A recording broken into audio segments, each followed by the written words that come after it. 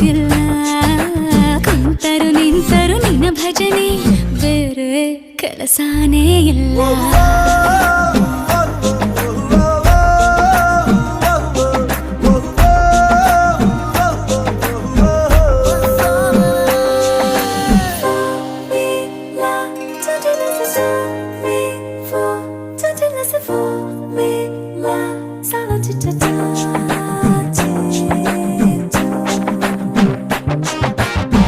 ದಿನ ರಾತ್ರಿಯು ನಿಲ್ಲದೆ ನಿನ್ನ ಜಾತ್ರೆಯು ಸಾಗಿದೆ ಇದಕ್ಕೊಂದು ಪರಿಹಾರ